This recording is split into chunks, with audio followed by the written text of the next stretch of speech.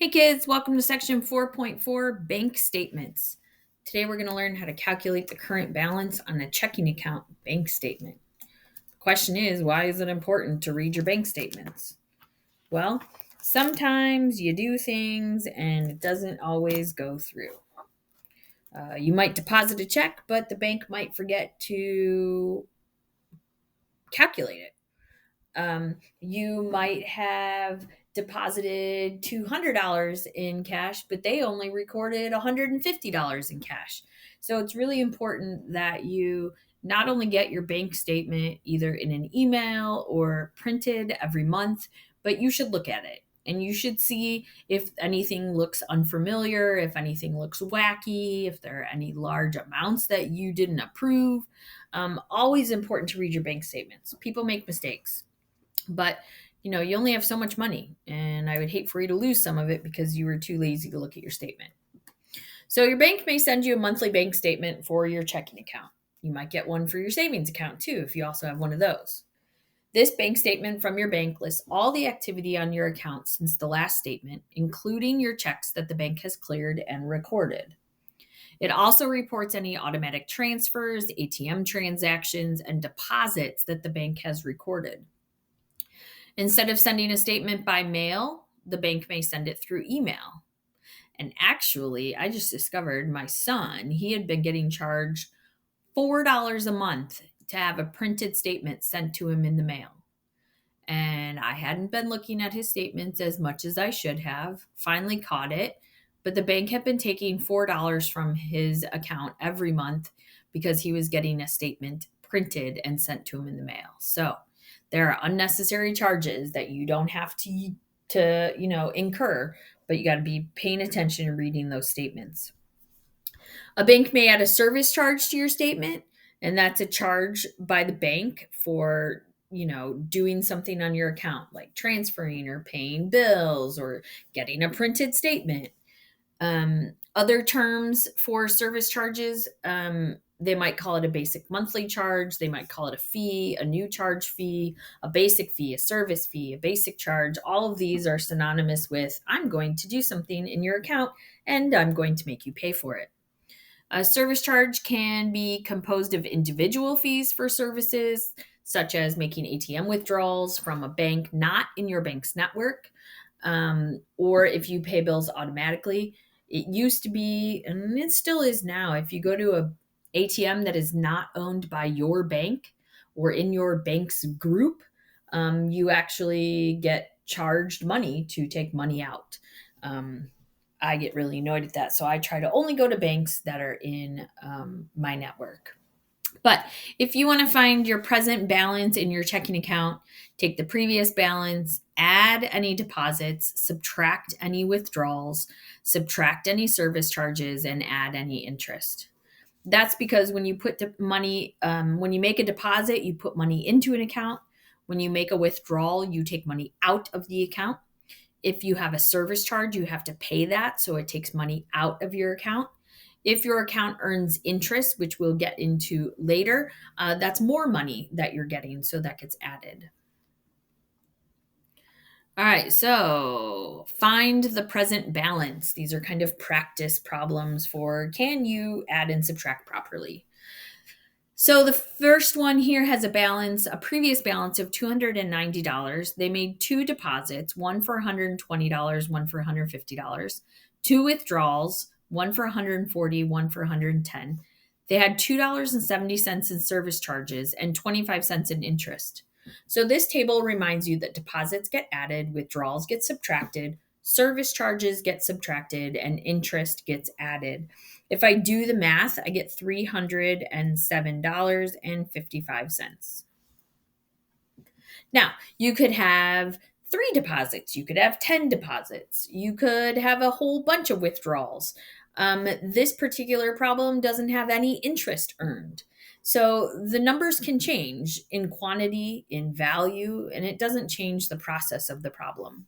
So if we do this second row and we number crunch, we should get $819.22.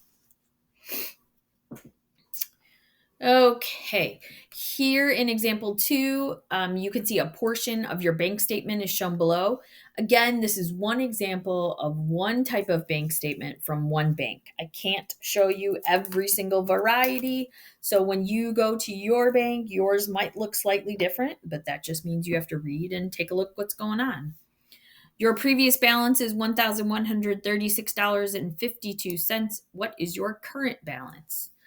Well, as you can see from this portion of statement, you have checks and other charges on the left-hand side, deposits and credits on the right-hand side. I'm looking for the current balance. That's the question. Now it looks like we have three checks, check 563, 564, 565 written on the dates, and here are the amounts of the check. We also had some service charges. Looks like maybe we had an overdraft of 95 or of $25. All of these checks and service charges, we can subtract all of them. A check is less money in your bank account, and a service charge is less money in your bank account. Then we go over here to deposits and credits. Deposits is when you put money into your account. A credit might be if you returned something to a store, or maybe they accidentally took $1,000 out of your bank account instead of $900. This is where your credits would be. This is more money going into your account, so these get added. So to find your current balance, you're going to take your previous balance, which is this 1,000 number. You're going to subtract all your checks, subtract your service charge, add your deposits, and add any interest if you had any, and that's going to give you the current balance. I think it's kind of hard to do all of that calculation, so I'm just going to find all the stuff I'm going to subtract first. So if I add up these four numbers, I'm going to end up subtracting $556.43. If I add up all my deposits and credits, that's $1,376.59. So to find my current balance, I can take my previous balance, $1,136.52. I subtract all my checks and service charges, $556.43. I add all my deposits and credits, $1,376.59. And that's going to give me what my current balance is, which is $1,956.68. So there's lots of different ways that you can show your math that you were doing it. By putting minuses and pluses, that can really be helpful so you don't forget which one's which.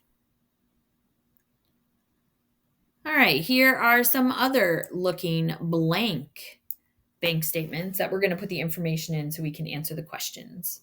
So number 3, Keith Mitchell had a previous balance of $542.34. He made deposits totaling $321.90, wrote checks totaling $533.12, had a service charge of $5, and no earned interest. What is Keith's new balance? Well, it says total deposits was $321.90. So I'm going to put that in the deposits. He wrote checks totaling $533.12. $533.12 goes in the checks. Service charge of $5. No interest. So I'm going to subtract the checks, subtract the service charge. I'm going to add the deposits and credit. So take the new balance or the old balance, $542.34. I'm going to subtract the $533.12. I'm going to subtract the $5 service charge, and I'm going to add the deposit. This is going to give me a new balance of $326.12.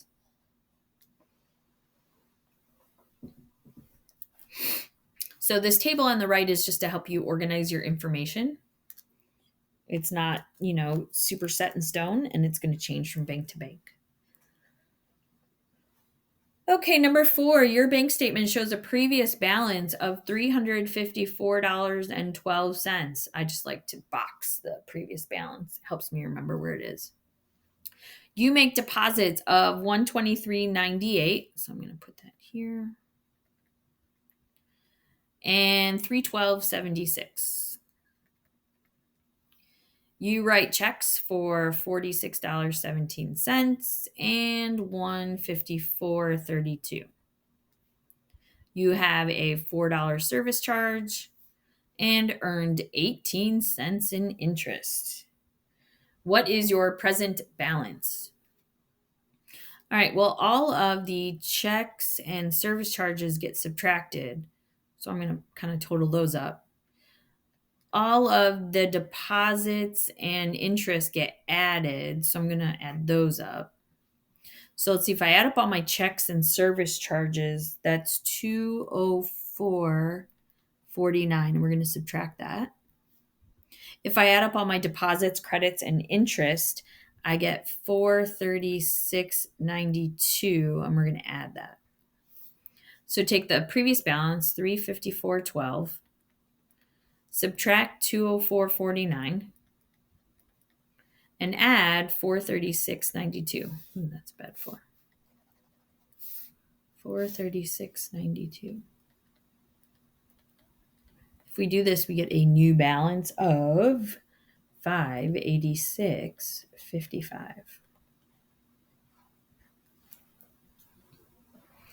So this section can be super easy. Just make sure you pay attention to what's a deposit, what's a check, what's interest, and what's a service charge.